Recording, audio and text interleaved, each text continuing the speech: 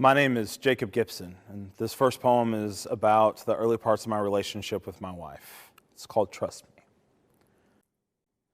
I told her to trust me. Rewind to a time when I sit behind darkroom silence, her picture on my monitor, lighting up my life for the very first time. I ask her for her number. She hesitates, but I told her to trust me. Fast forward. I'm turning 24 when she hands me a jar. Inside, 365 different reasons why she says she loves me. Inside, I am burning with the kind of love it takes a lifetime to understand. But outside, I read them all back, one by one, every day over the course of the next year. Inside, I still can't get over reason number 130. You know how to fix things. Rewind. Very first time that we kiss. The hair on the back of my neck stands on end. In this moment, sparks ignite. In this moment, I could be dying, but the current currently surging between us is enough to keep me alive in this moment. Nikola Tesla knows less about the flow of electricity than we do. Rewind.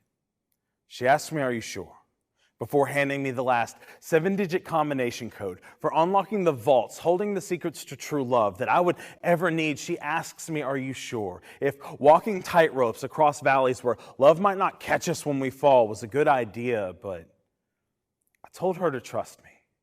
Fast forward. Her older sister is getting married, but she is somehow distant and resistant to all the ways I keep trying to break this newfound ice that exists in between us, while trying to fix whatever was amiss, while trying to convey that we could get through anything with this glue and duct tape love. I was trying to hold on and wait for something to lead us out of this happiness discharge that we found ourselves in. Fast forward. The very first time that she said, "I love you," I truly knew what warmth and forever really felt like the sun touching your face after a violent storm had finally passed by. Fast forward. 3 years, 2 months into a well-refined love machine. And I have to admit, I am not a mechanic. I can't simply replace all of the broken things that exist in between us, but I don't think love works like that. It blooms, it grows, it has the ability to weather the storm. Now, I know the wind may blow.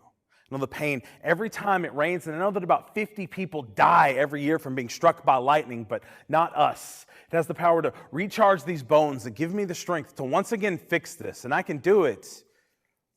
Trust me.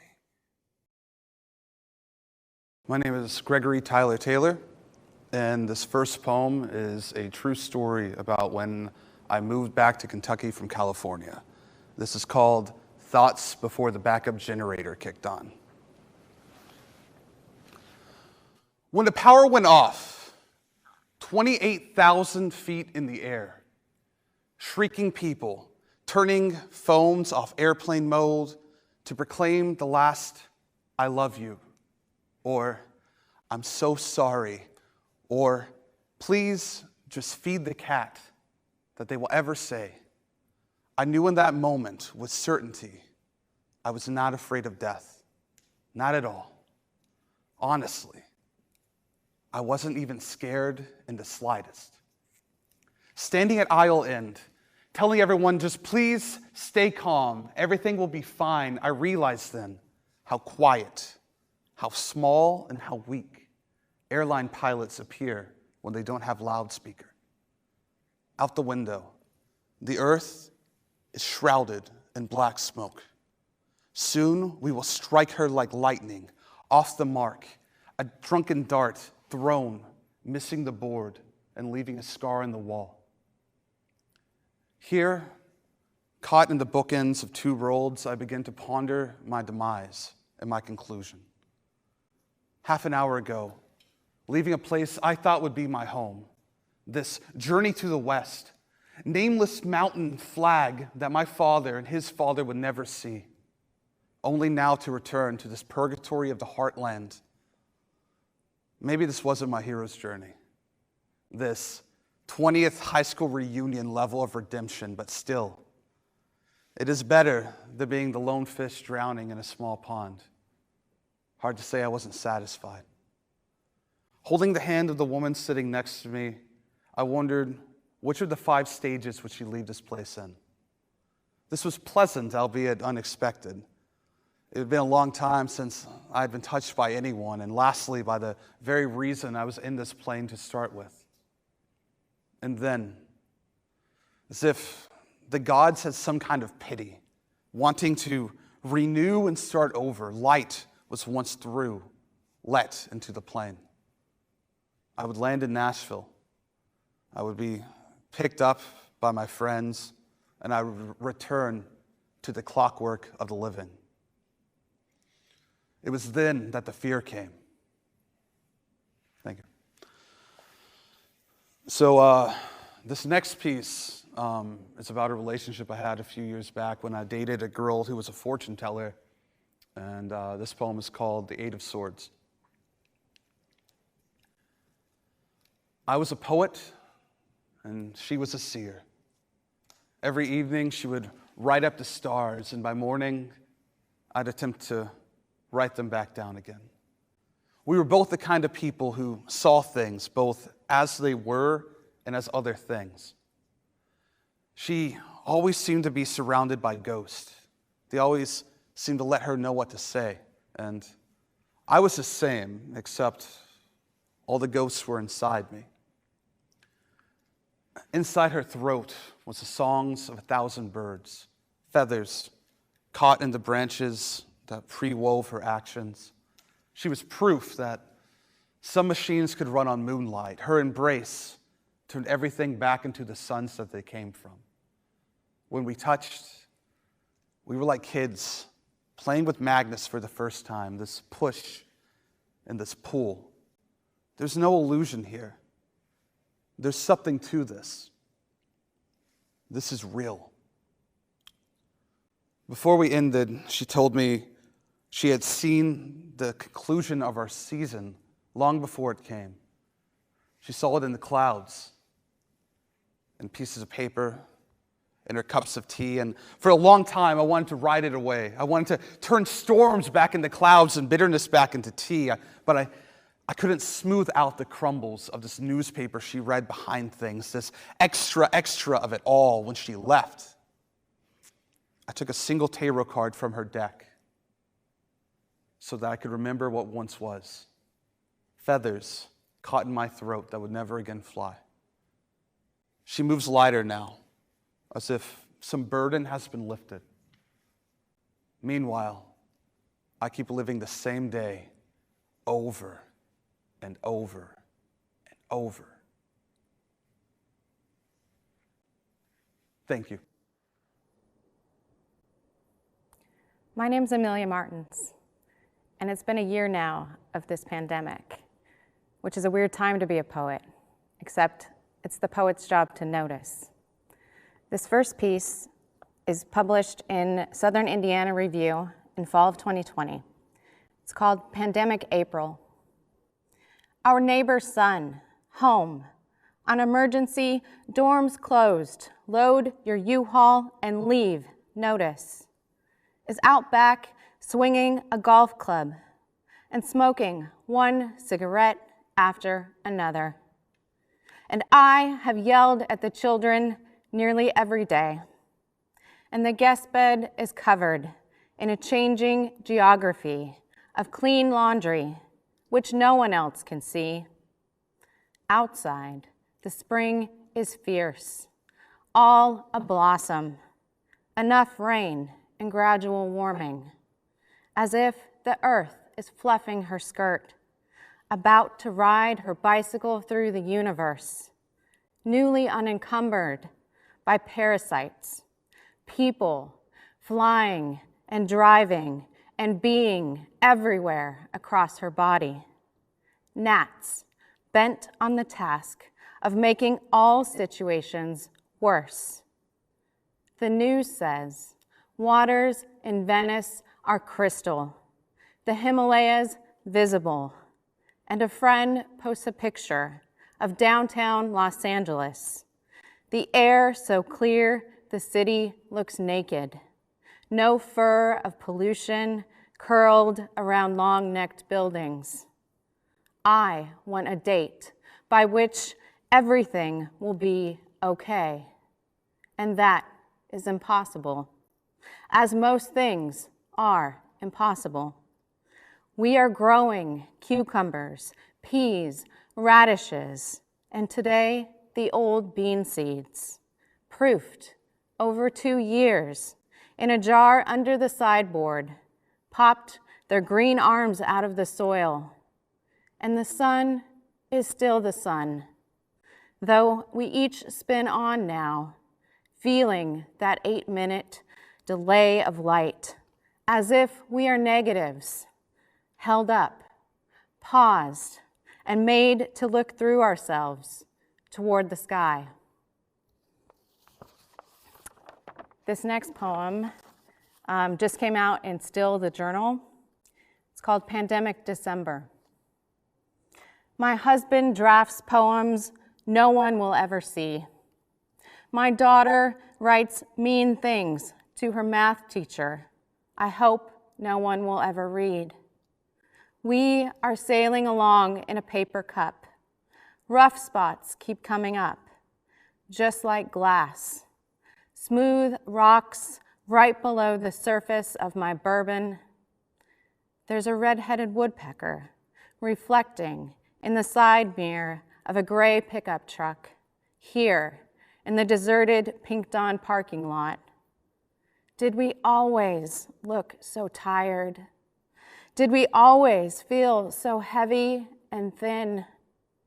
I run through bare trees. Squirrels crinkle dry leaves like tissue paper. The most common ways we die are disguised. I tell the children, if they can't be nice, be quiet. We might make it out of this, but no one will be quoted. We might make it out of this, but who will notice? Thank you.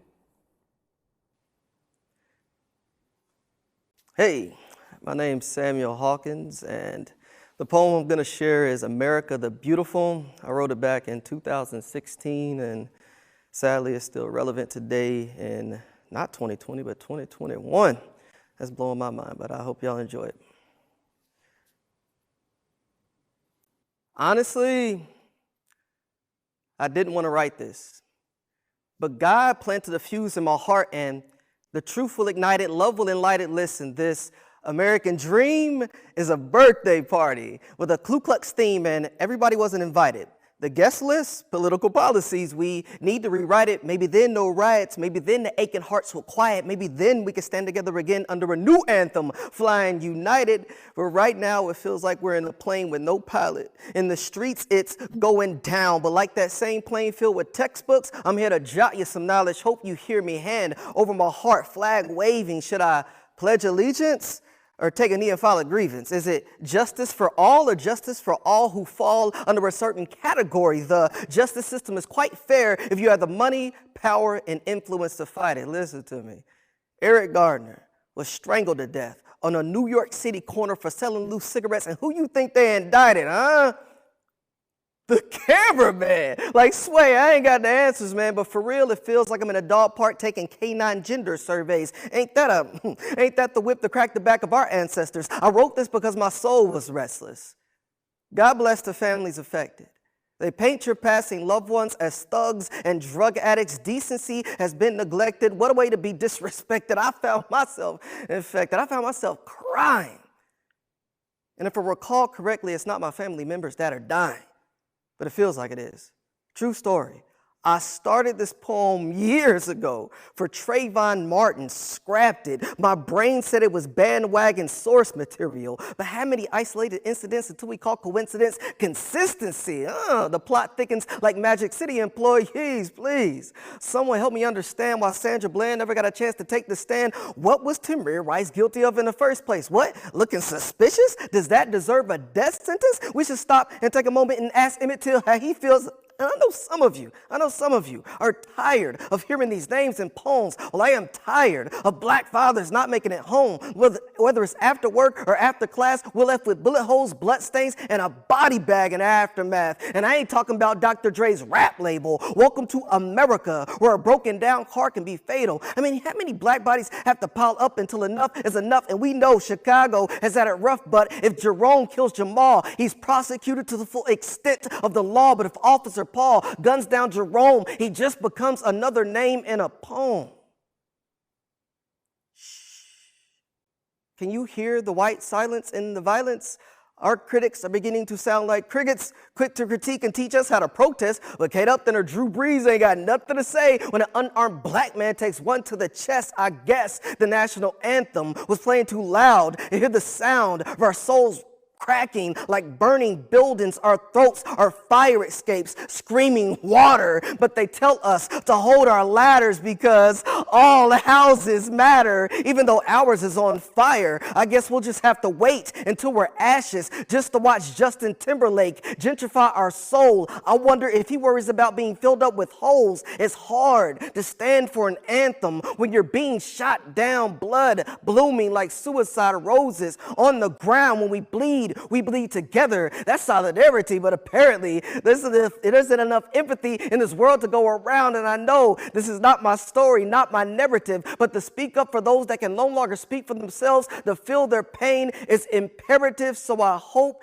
you take it in. In fact, I hope you fill it like an empty water bottle. Because to find solutions, we must first acknowledge that there is a problem. Thank you.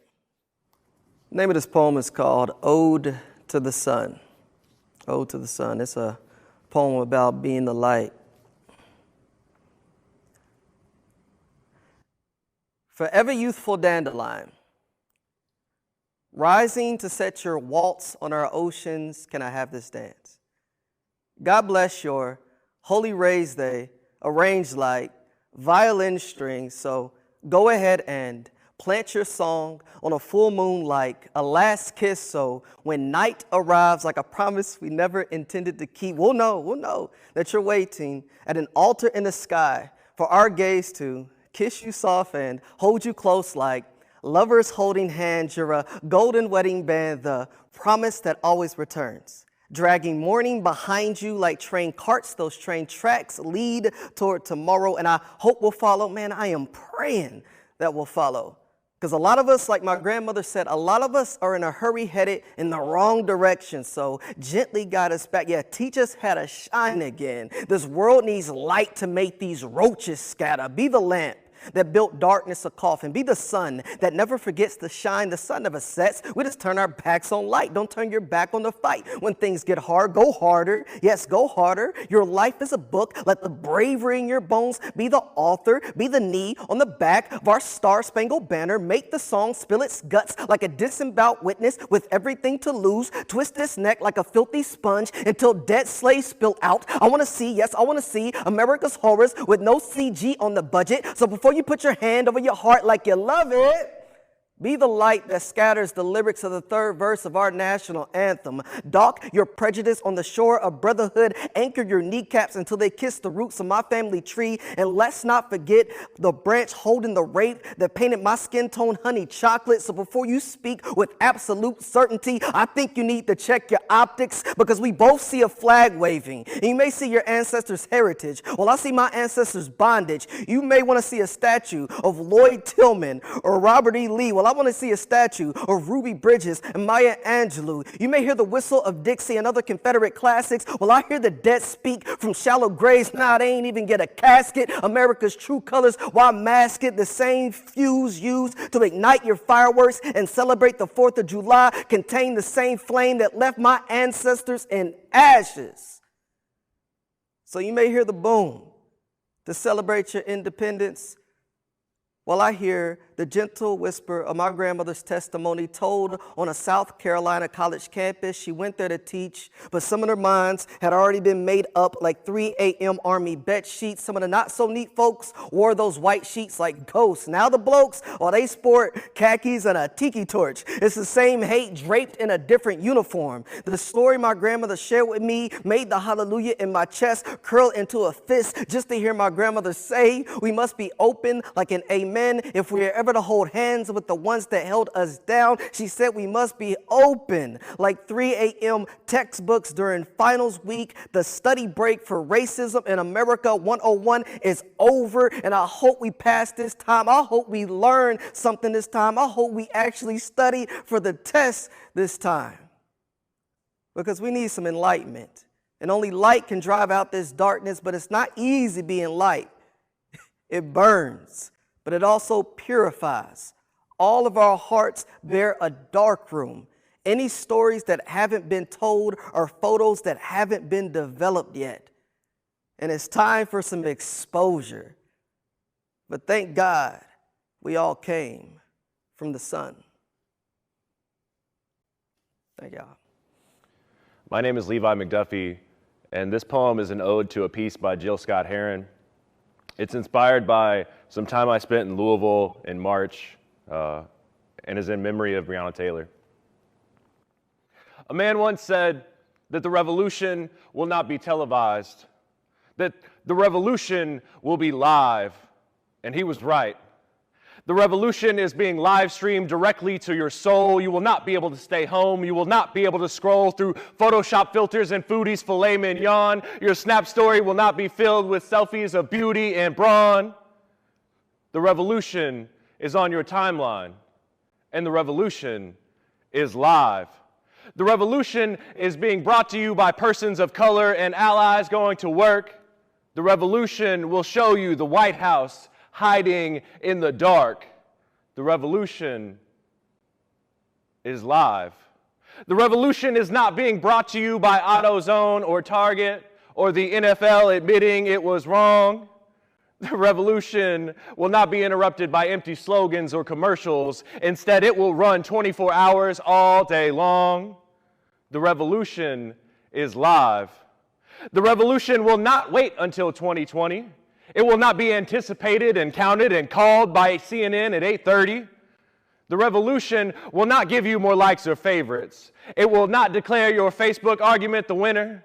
The revolution will not give your mouth more sex appeal or make you look 5 pounds thinner, because the revolution is live. The revolution will not be right back. It will not go better with Pepsi. It will not protect you from COVID-19, but a mask will, and so will a vaccine. The revolution is live.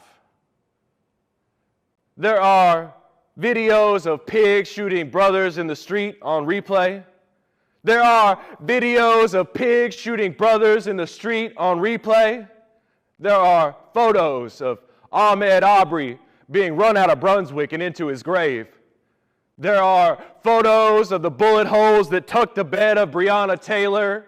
We will not hide them away. The revolution has come to your street. The revolution has taken you white folks out of the driver's seat. The revolution is live, and it is not being televised. It is not on this stage. The revolution is live. Thank you. This next poem is a reminder that I perform a lot. It's a reminder of that I'm just a bunch of pieces from a bunch of other people all smashed together.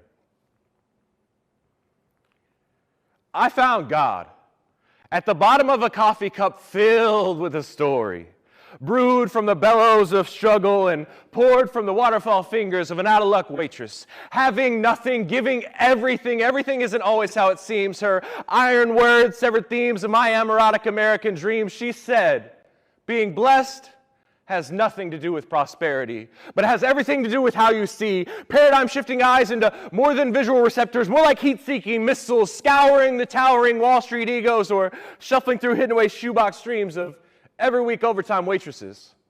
I found God in those boxes, shoved underneath beds like maybe down there no one would stop them. So I pulled those trash can treasure chests to the edge of my sheets like sleep zone trips might drip down and be collected, like God was something I could put away into perspective. Never an answer, never a hope, never a reflection, bounced off a retina's glares gleaming in our neighbor's direction, now only left with wars, church prophets, and false prophets that keep guessing. It's just within the hopes of others that we find lost blessings. Kind of like love lost without direction, stumbling down streets of despair and doubt as though love were unaware of its whereabouts. Excuse me, sir. My name is Love, and you don't have time. I'm sorry. Excuse me, ma'am. You're busy, I understand. Excuse me, my name is Love. Excuse me, my name is Love. Excuse me, my name is Love. Excuse me, my name is Love, and I've been looking for you. I found God between the lines written with dull pencils on dirty pages before the sunrise, eking out another all-nighter. So this is for the writers of scriptures, painting pictures of actions absent of apathy.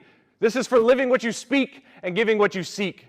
For the lost and the meek, for the seekers trying to reach for the knobs on locked doors, finding God in skeleton keyholes of closed hearts and mind, finding God in the empty pockets filled with fingers and time, finding God in the helpful hands, holding on to the hope left behind, looking outside of themselves and finding grace, looking inside and finding the same. So be encouraged and don't be afraid. Seek that unashamed nakedness, God speaking truth within your everyday engagements, conversations and arrangements of those pitted against you or forged with you. So let love lift you and give you venues to speak testimonies you went through. Let your voice be grace's vehicle and your heart a vibrant kaleidoscope to see through. So whether your lens is cracked or just a peephole, struggle to see that beautiful seashore. Rippling on your retinas like mountain peaks pecking neon skies, live loud like wide open books, and give forgiveness to your reflection. God lives within it. Thank you.